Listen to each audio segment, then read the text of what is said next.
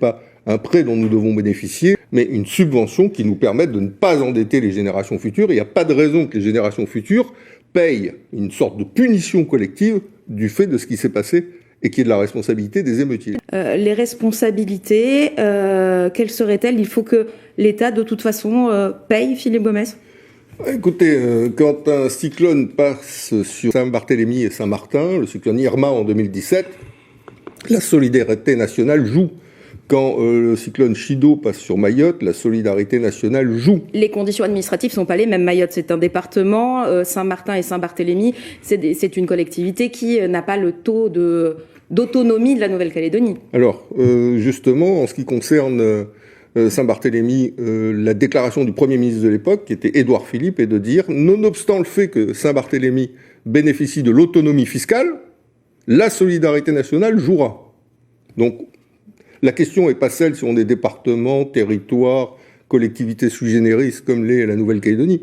La question c'est est-ce qu'on appartient à la République ou pas. Donc la solidarité elle jouerait pour ceux qui sont départements et elle ne jouerait pas pour ceux qui... Non, ça n'a aucun sens. Et nous on veut, c'est un des éléments forts de Calédonie Ensemble, on conteste le prêt qui nous est accordé. Est-ce qu'il y a un prêt qui est fait à Mayotte? Pas du tout. La solidarité nationale joue.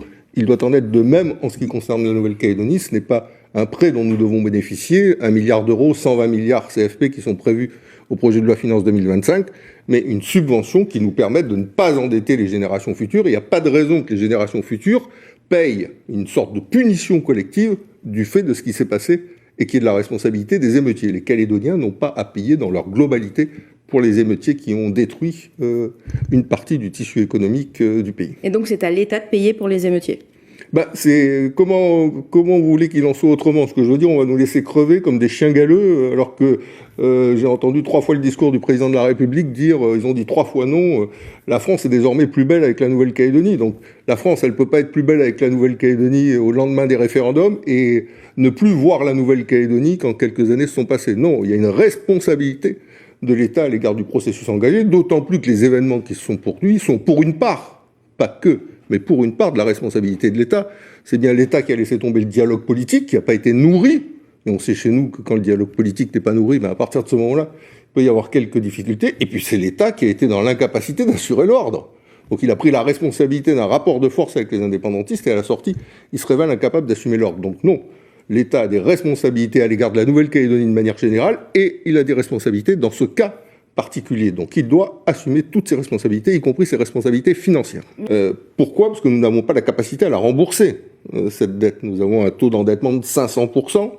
En clair, on emprunte en 1 an ce que d'habitude on emprunte en 30 ans. Donc vous doutez bien que la Nouvelle-Calédonie, a fortiori dans la période économique qu'elle traverse, n'aura pas la capacité à rembourser cette dette. Donc à l'accord politique doit être adossé un volet financier important pour nous accompagner sur le processus d'émancipation dans lequel nous sommes engagés.